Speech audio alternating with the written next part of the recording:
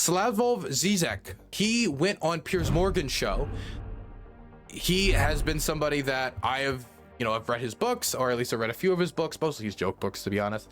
I have liked a lot of his commentary, and he's one of the few communists that, honestly, that I really respect when it comes to the perspective on the Russian invasion of Ukraine.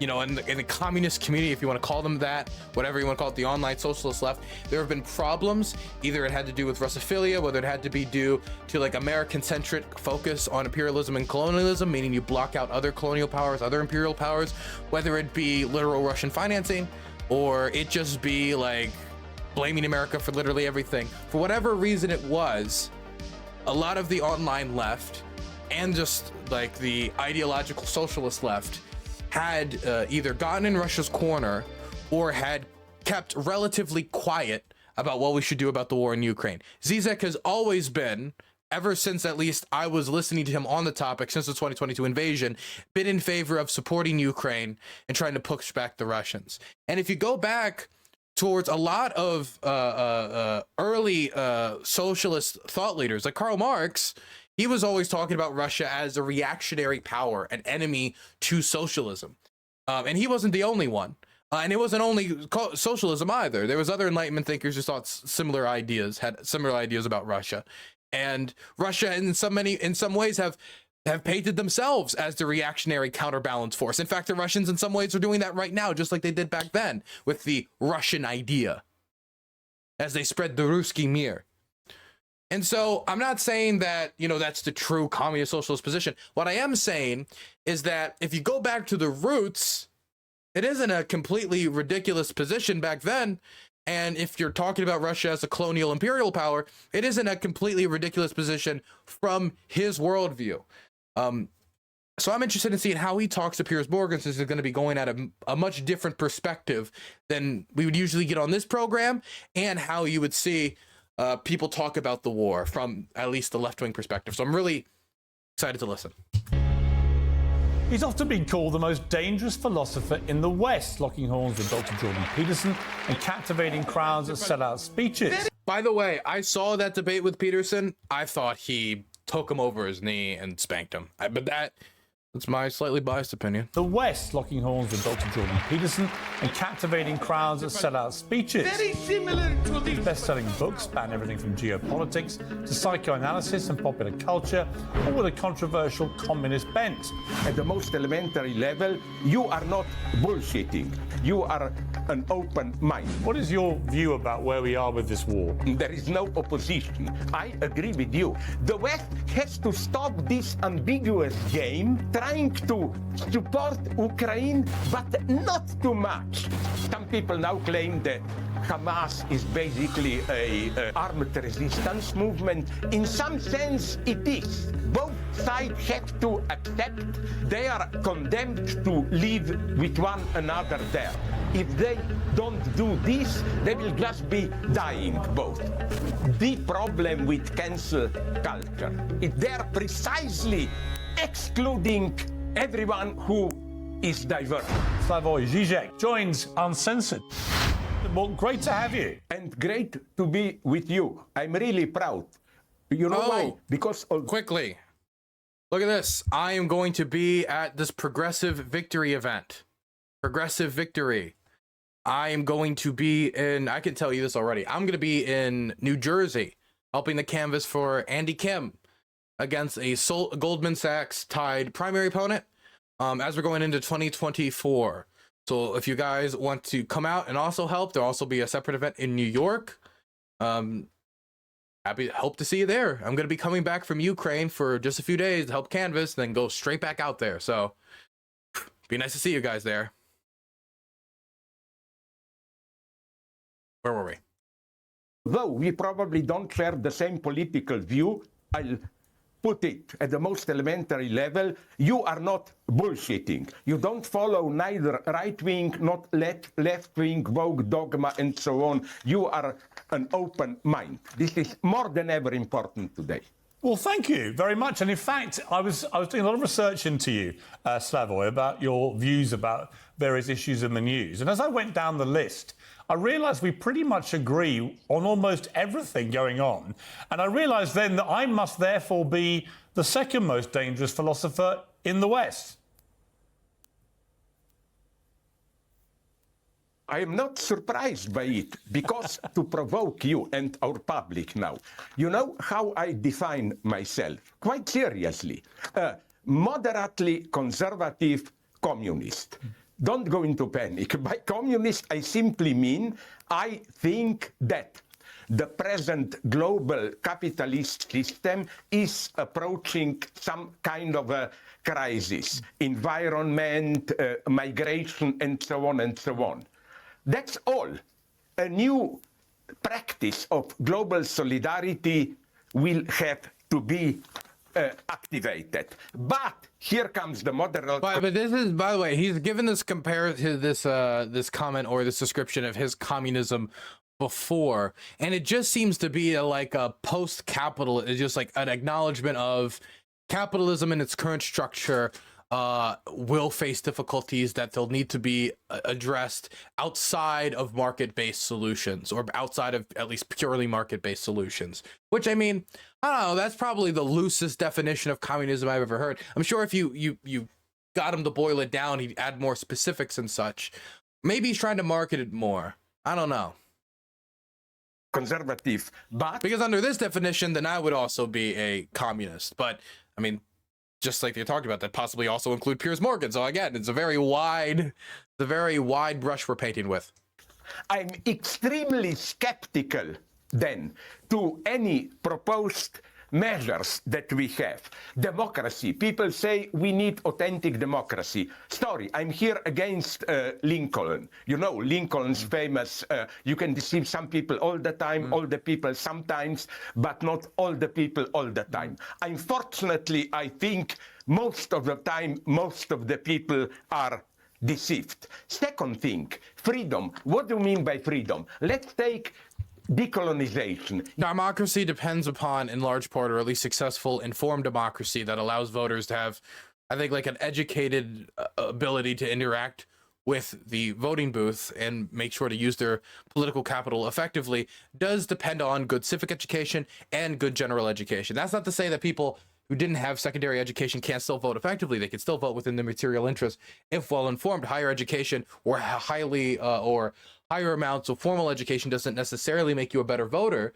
or a smarter voter, but it is highly correlated with it. Certainly higher amounts of civic education, which I believe should be mandatory in American public schools and private schools, just across the board, period. Yes, I am for it. But as a leftist, I am obsessed by how...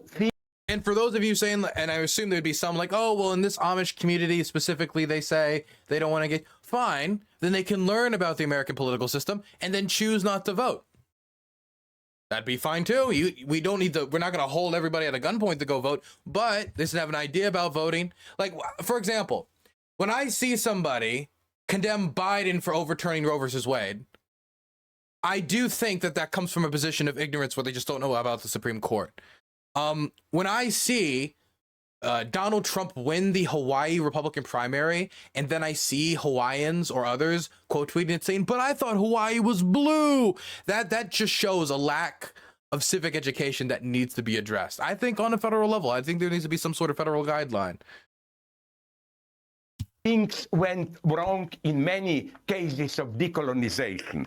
Take Uganda. You know that they voted a law a couple of months ago, which unanimously almost, which makes homosexuality punishable even with death penalty. And they justify this with rejecting Western culture, colonialism. Or South Africa, one of my most depressive experiences. I spoke recently with a very gentle old lady, very high positioned in African National Congress, and I asked her, what's the real situation in South Africa? You know what she told me? Nightmare.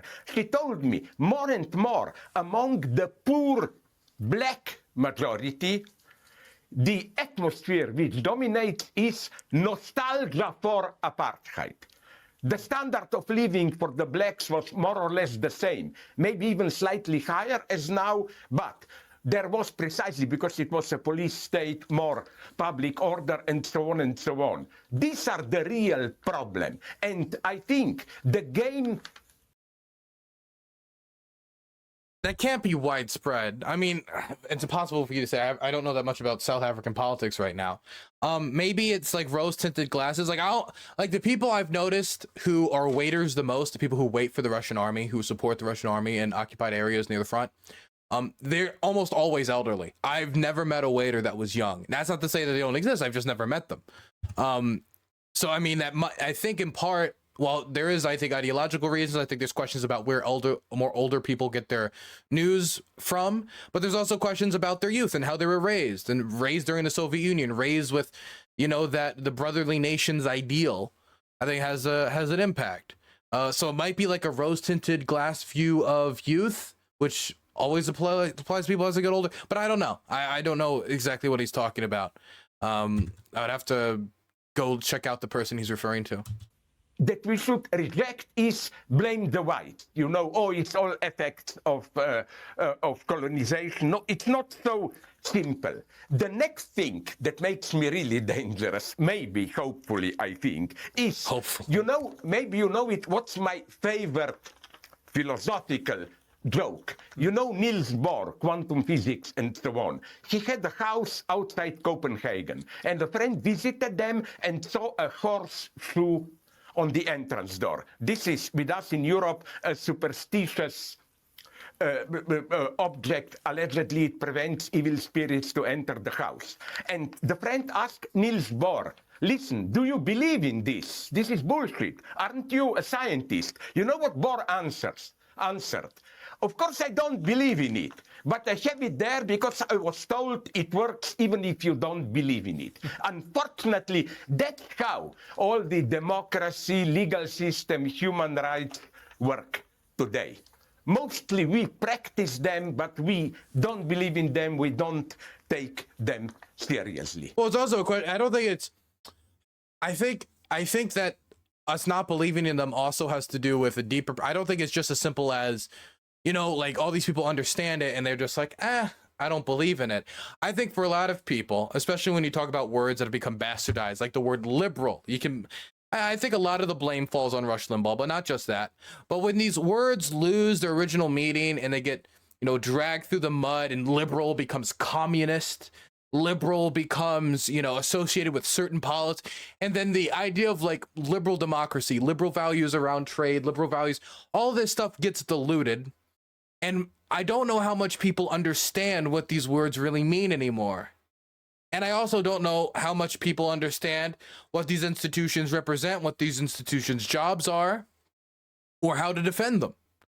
And so I just wanted to put forward that I do agree to a certain extent, but I don't think it comes from a position that they've all looked at all the options and they said, you know what, I actually like it more when the lobbyists have more control, and that's why I have the certain, you know, so I kind of like this, you know, Citizens United being overturned, or that, you know what, I like it when the president chooses or attempts to go around the democratic results of the election. I think a lot of it has to do, again, with a lack of civic education. I think if people understood what certain institutions provided, like the system of checks and balances, the DOJ, the Department of Justice, or, you know, any of these institutions of value to us, then I think that belief in them would increase. But I don't think that's all that it requires. I think it also will require better conduct from said institutions to increase belief. Yeah, I think you may. Listen, I don't think you're dangerous at all. And in some areas, just reform. God, I love this freeze frame of Zizek. Okay, continuing. I like how between questions, Zizek just looks at the camera like, I'm sorry, I don't know, man. I feel like if you turned an iguana into a person and then a philosopher, I feel like you'd get something close to Zizek. Let me talk to you first about Ukraine, Russia. I had a guy called John Mearsheimer on recently who was arguing to me. Oh, no. I've already reacted to that on the channel before. I don't know if I released it on the second channel. Maybe I have. But I actually just released a full piece, and we haven't talked about this on the show yet, on Lonerbox's channel, covering John Mearsheimer and his view of the war. You can check it out here. You can go watch it if you want. I'd recommend it. I think it's good. I'm in it. Go check it out. That Russia was provoked into this war, they shouldn't be blamed for it, and so on. I have a very different view. What is your view about where we are with this war? This conversation is turning very bad because, again, there is no opposition. I agree with you. But what may be a surprise for you is that I agree with you as a leftist. That is to say, don't people... It isn't crazy. It isn't that hard to... Oh, wow. The leftist takes the anti-colonial position against the empire, trying to ethnically cleanse occupied territory, trying to deport those who still identify Ukrainian, want to carry Ukrainian passports. Well, see, like, oh, I don't think I like colonialism. I don't like the moving in settlers and all this. Okay, I'm against it. Well, I don't like the illegal invasion. I don't like the imperialism. I don't like the revanchism. I don't like this claim for crusading for God. I don't like the claim of denazification while sending in Nazi militias to do so. I don't like the war crimes. I don't like mass graves. I think from a basic position, you can be against mass graves being formed in the same territory that they were formed in 80 years ago. Listen, my God, to what Russia, their official media, Putin, and so on, what they are saying. Some of my crazy leftist friends even claim, but nonetheless, Russia is anti-NATO, so it must be good. Are they crazy? Look at whom Russia is supporting in Western Europe. Only the radical right-wingers. Yeah. Le Pen, Alternative for Germany in Germany, and so on. It's true. The Russian government's Russian ties and financing of Marie Le Pen's party, well known. The Marie Le Pen's party, the National Front sympathies with the Russians, well known. AFD, also well known, with AFD MPs going to occupied territory to do tours with the Russian government. There's also questions about Italian politics, Greek politics. This is something that exists throughout many countries in Europe. You know what Putin said on the day of the invasion, 21st and then 23rd of February, a year ago, or 2 years ago even. He said something terrifying. He said the true name of Russia should be Russia of Vladimir Ilyich Lenin. So he wants to take from Ukrainians something that only, paradoxically, I'm very critical of Lenin, the early Bolsheviks gave them. So this, by the way, another base position. This is clear for Putin. He is in no way a leftist, my God. No. He is a dark, conservative, religious fanatic. That's why to provoke people, as you know, I think I said give even nuclear arms to Ukraine. As a leftist, on that point, I'm saying. On that point, we have to Slavoj, do everything. Yeah, I think it was a terrible mistake. I'm sorry. Do you hear that? You hear that? I'm sorry. That was the base department parking outside my house because they're coming in here because the levels are getting too out of control. That Piers Morgan has to get involved before the screen starts to crack.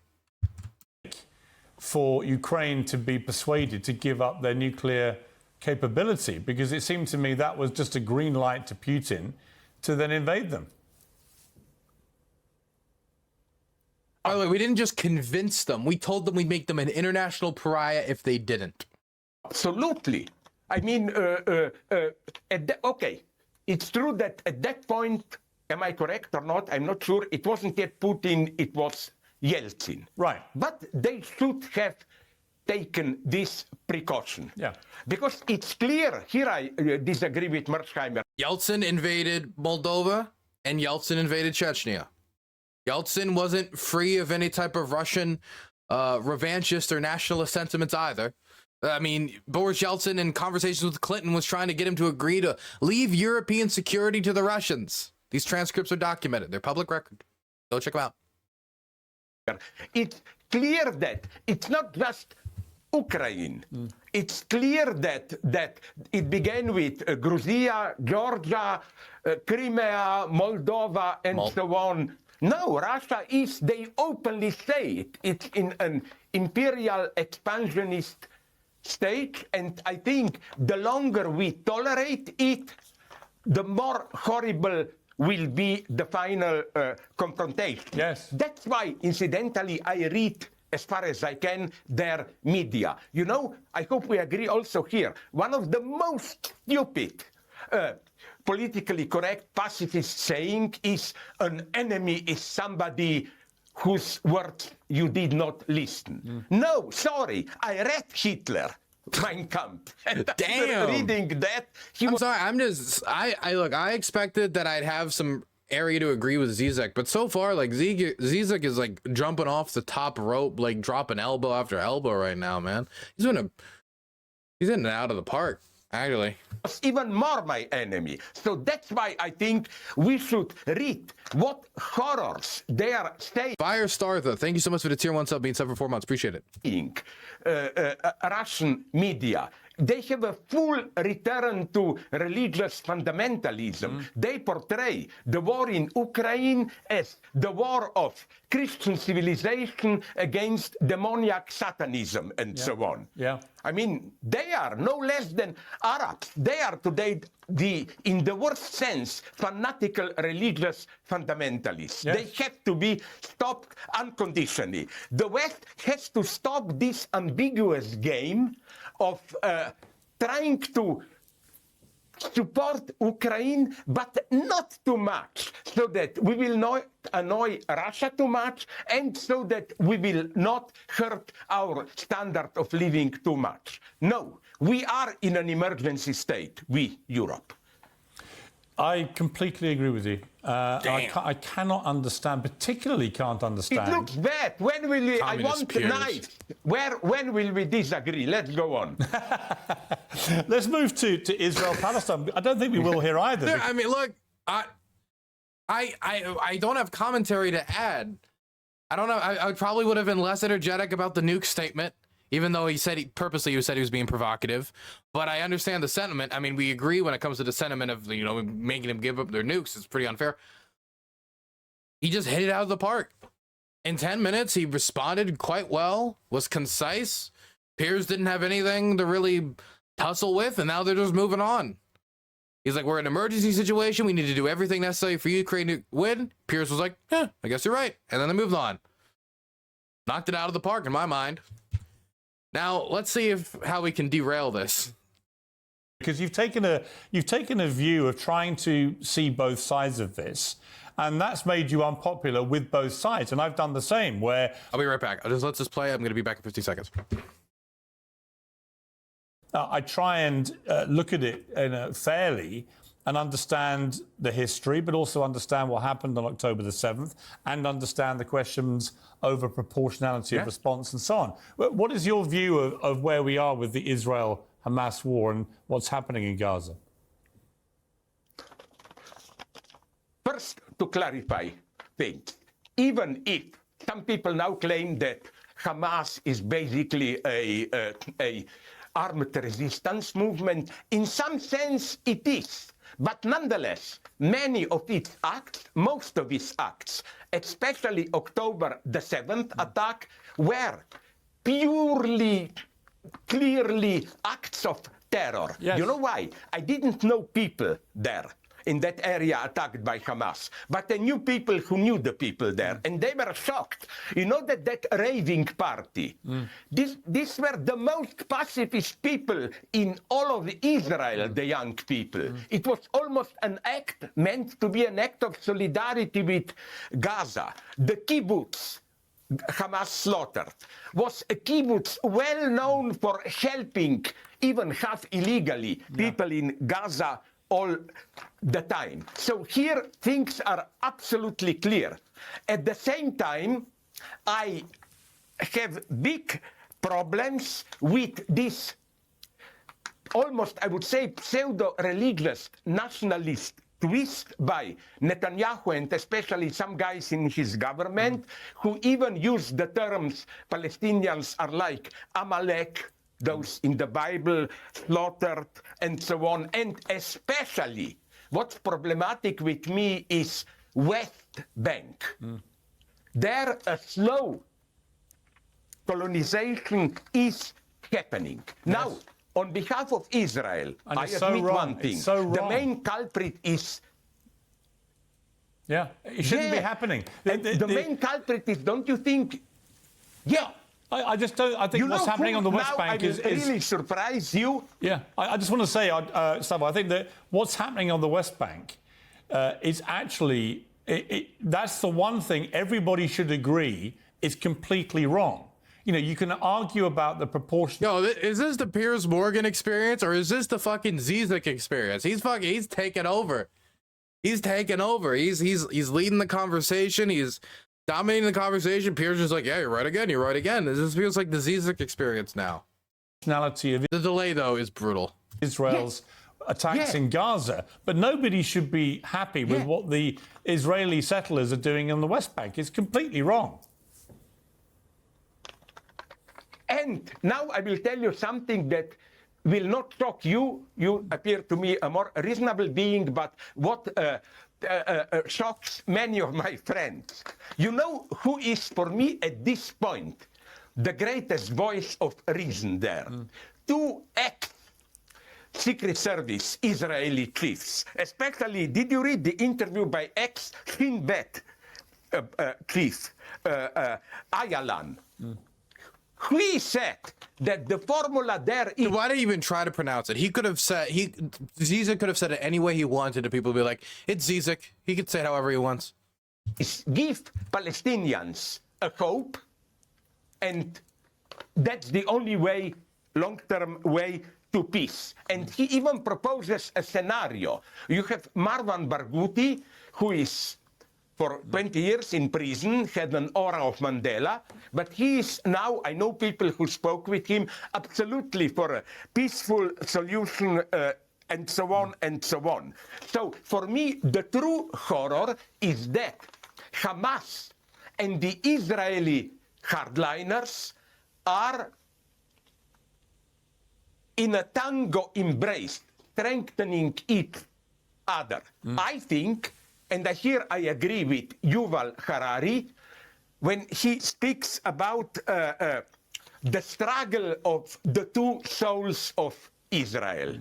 This more open, pacifist soul, and here, I'm not a utopian. I'm not saying Israel should disband secret services. No, I'm not crazy. I'm just saying both sides have to accept that, as Ayalan put it, they are condemned to live with one another there. If they don't do this, they will just be dying both together there. And it's Live with each other or die with each other. incredible how in this sensitive situation you say things like this, and at the same time you, I mean me now, are attacked as anti-Semitic Hamas supporter, and from the other side in Al Jazeera there was a whole campaign against me that I am just a soft liberal Zionist and so on and so on. It's a very sad situation. Well, we live in a very strange world, don't we, where everyone is very tribal, is fueled by social media. You have to take a side. You have to be implacably... Dude, I don't know if anybody else who on national TV can get away with just looking at the camera and going, with fucking Zizek, and nobody's gonna say shit. Nobody's gonna dare to say shit. Because you know if you do, he's gonna have some zinger one-liner to immediately throw in your face. On one side or another, and you, even if facts change, you can't change your opinion or support for your tribe, if you like. And what that means is that free speech becomes under more and more threat because people dare not actually express their honestly held opinion. That's why you and I get attacked by people on both sides of a lot of these debates, because we refuse to be put into a box. Absolutely. And I think those who are especially suffering or are affected by this is the so-called let's call it liberal, moderate left, with the madness of wokeism, cancel culture, and so on. Oh Why? boy. Okay, What for here me, we go. the problem with cancel culture? It's evident to me as a philosopher. They preach inclusion and diversity. But what? Guys, now we're getting to the real important shit, okay? Put aside that Israel Hamas shit, put away the Ukraine war. Now we're getting into the real stuff. Are they doing? They are precisely excluding everyone who is diverse, who doesn't follow their line. Yes, exactly. And the situation is extremely annoying, because you even don't know the rules in advance, you know. All of a sudden, for something, you can be cancelled. The rules are not clear. So, you know what? This cancel culture reminds... got a tier 3 subscription. Oh. Big fan of yours for a while. You should make a VODs playlist on YouTube. Keep up the great work. Hey, they gave it a tier 3 sub. You could have subbed to me at any tier and you decided tier 3. Thank you. It could have literally been any. It could have been tier 1. It could have been tier 2. You couldn't have subbed to me at all. You could have ended up subbing to me in gutter chat and giving me half the money. But you decided to go on the website and sub at tier 3. I greatly appreciate it. Also, can I just say, Mr. Machno, okay? Big fan, okay? Love your work. Love it. Great stuff. Appreciate it. I appreciate you killing those guys who did the pogroms. That was pretty cool. You could shoot him again and shoot him again. I'm all on board, okay? I'm all on board on killing those pogrom boys, okay? Good job. And thank you for the tier 3 sub.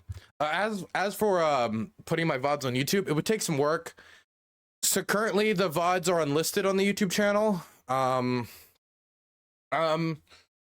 Maybe we could make an unlisted playlist. I don't know. I'll talk to Danabo about it. For now, though, the best bet is to go on Twitch, because I do publish the VODs on Twitch, and you should be able to watch them, except any copyrighted music is muted by the Twitch auto mod, but you should be able to watch the rest of it. For now, Twitch VODs is where you can check them out.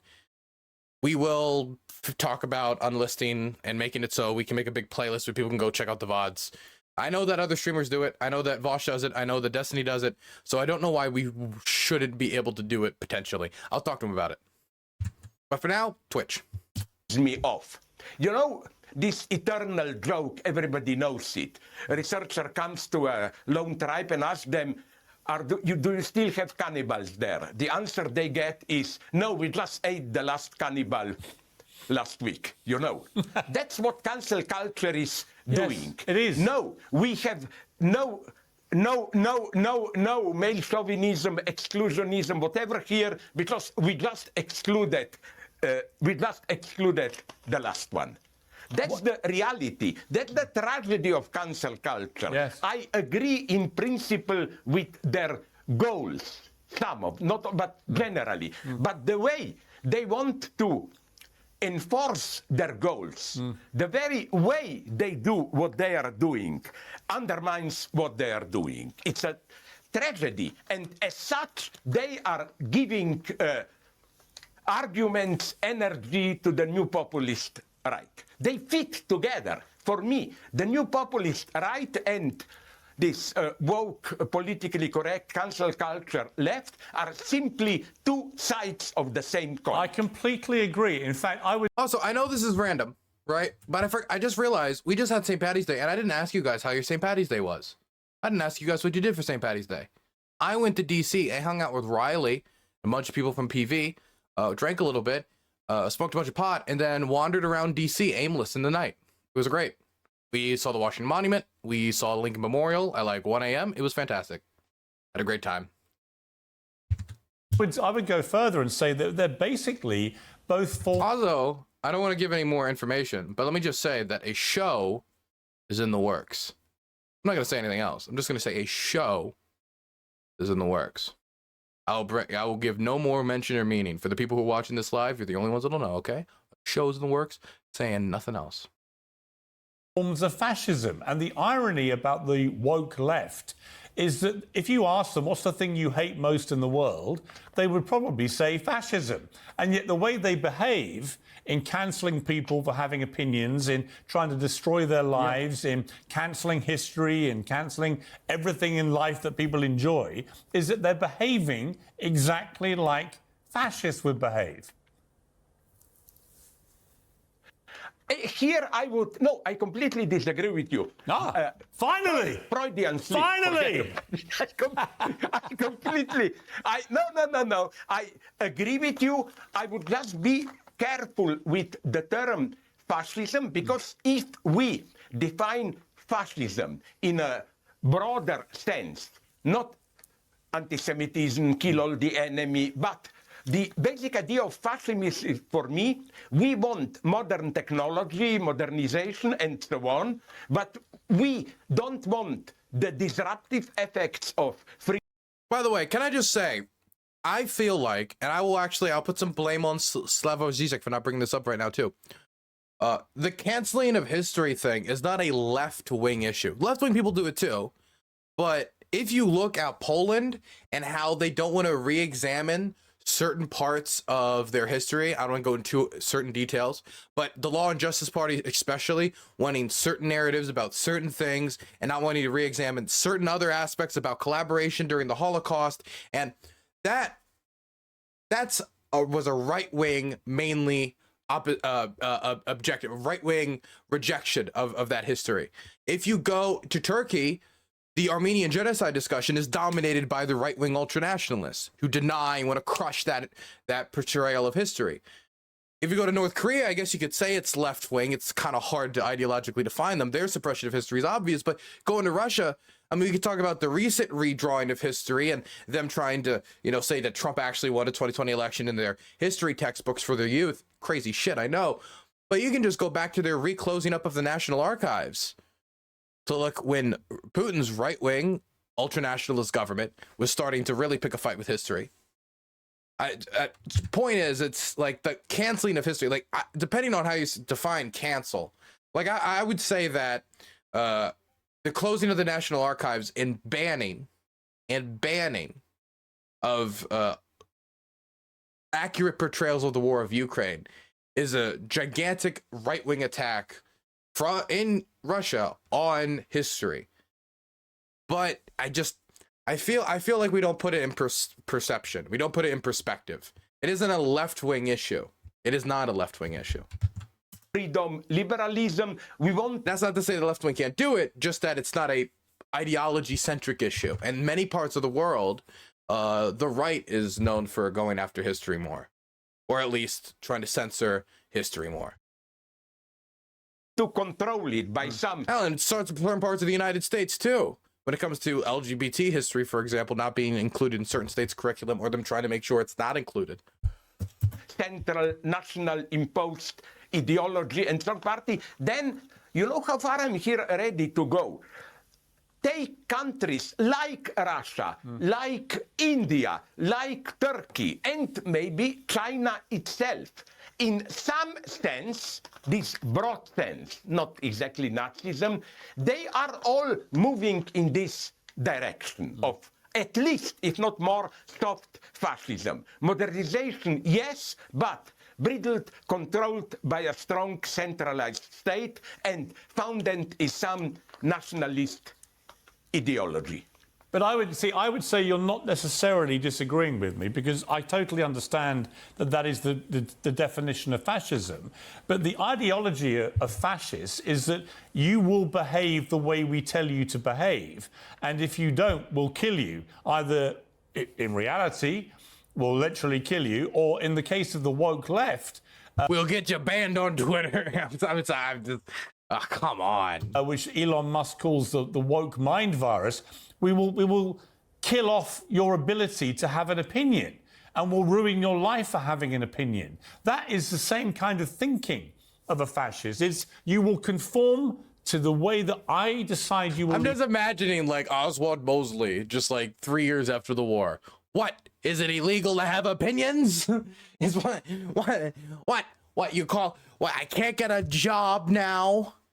in the acting industry. Why? Why? Just because of a little war? Just because of some opinions I had about a little war? Again, I mean, yeah, they can have consequences. Again, there's a question of where that line should be drawn. Like, I don't think somebody saying like a slur in high school or middle school or something should end up undermining their ability to have a job in their 30s or their ability to go to college. Like, I understand that there's like extremes that we can go to, but like if this, I feel like we're being way too loose with the use of the word fascism here to describe somebody getting dragged through the mud in public and made unhirable as fascism. Lead your life, or we will destroy you.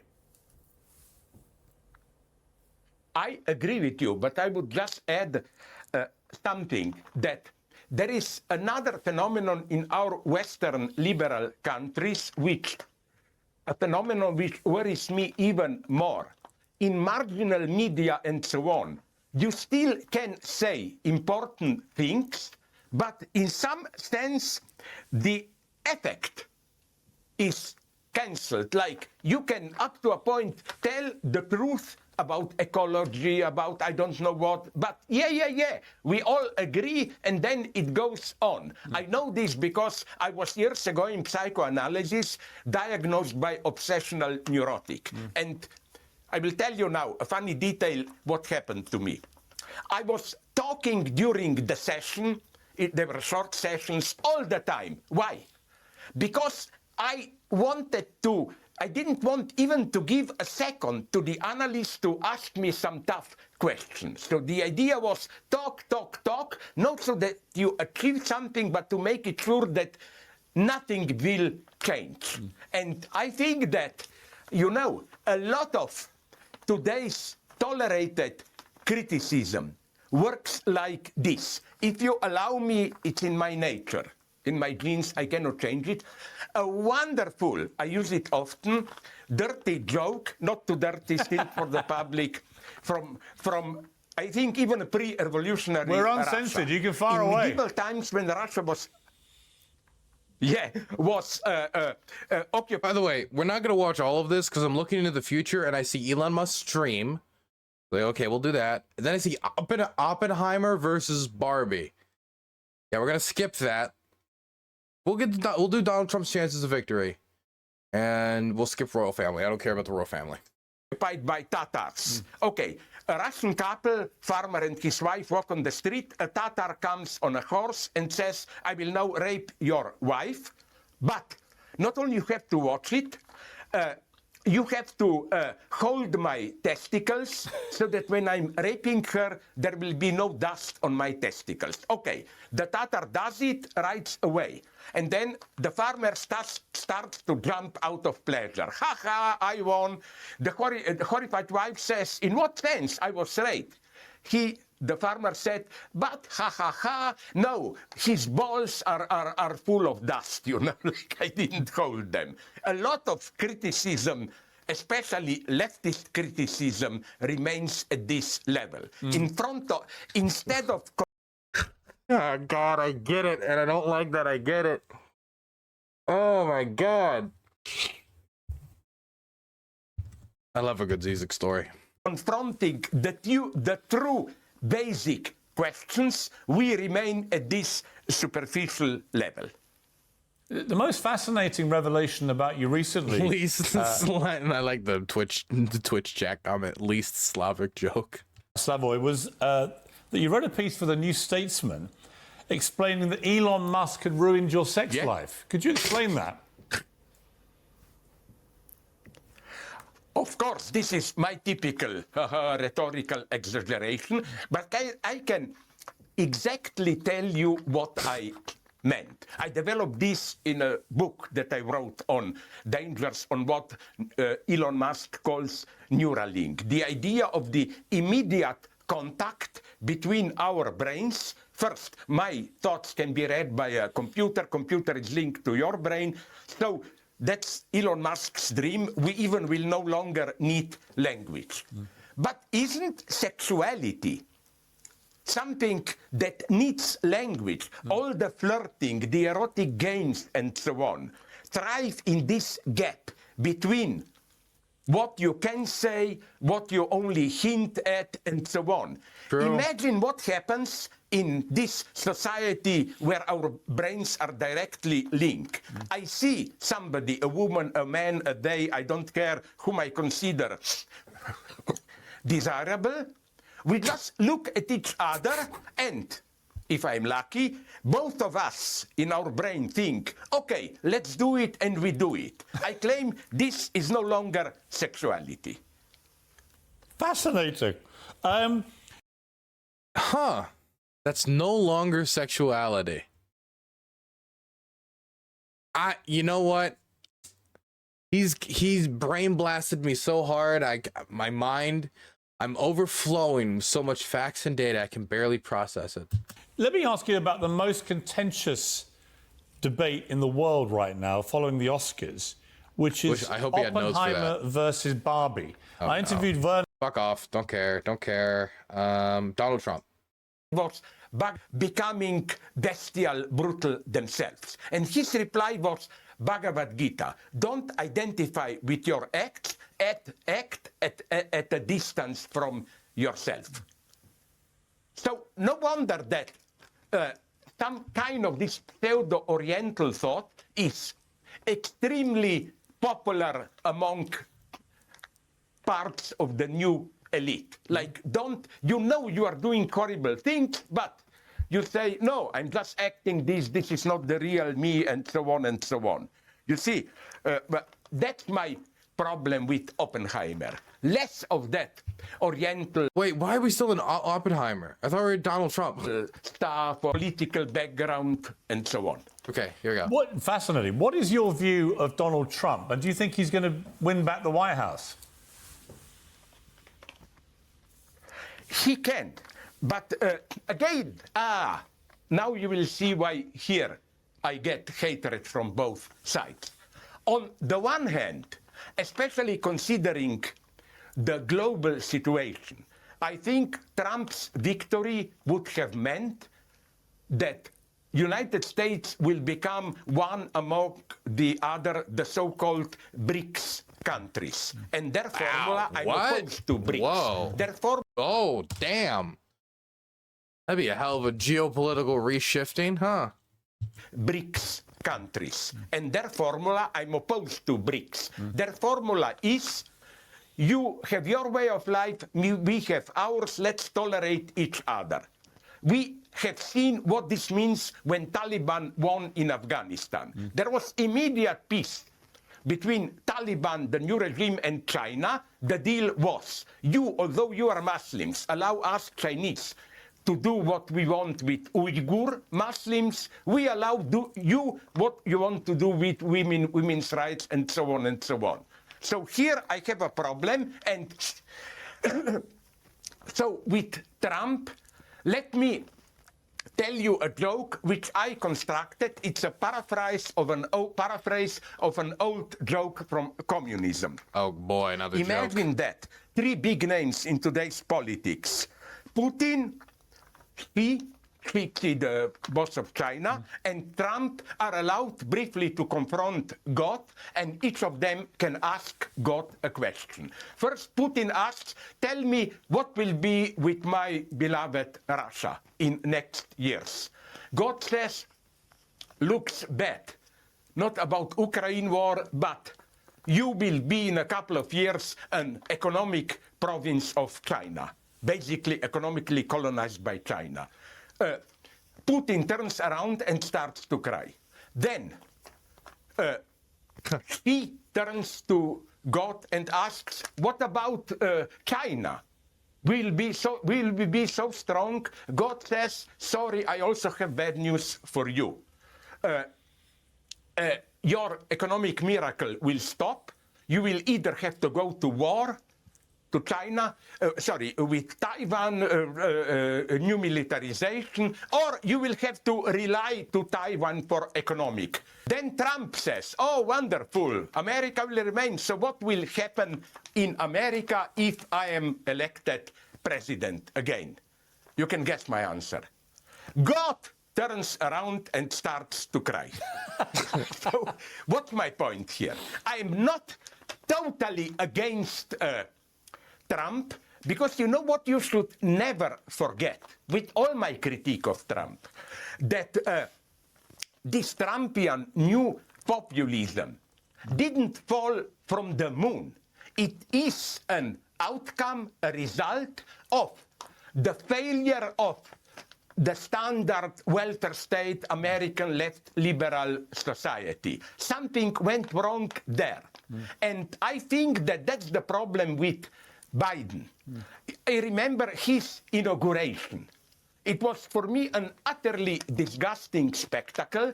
It was a simple mistake. Let's return to the glorious American dream welfare state path. So that I think, although I don't fully agree with him, the moment of truth there at the inauguration was, you remember, Bernie Sanders sitting alone. He caught the show, you know.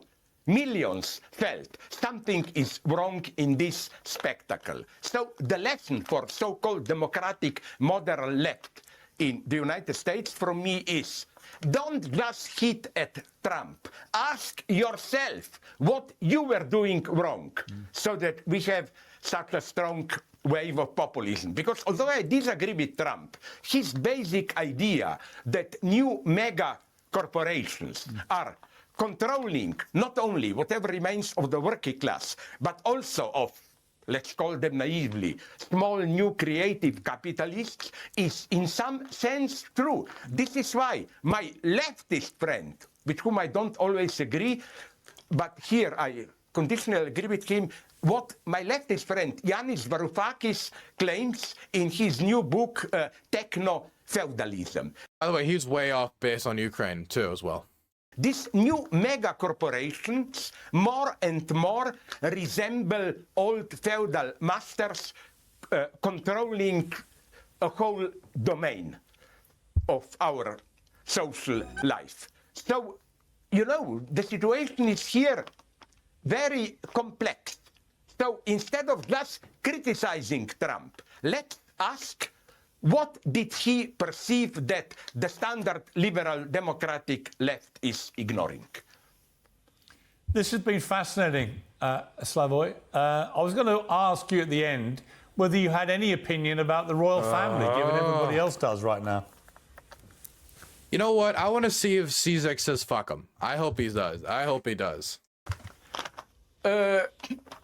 I'm not fascinated by them, but I can tell you something which may be a shock for you.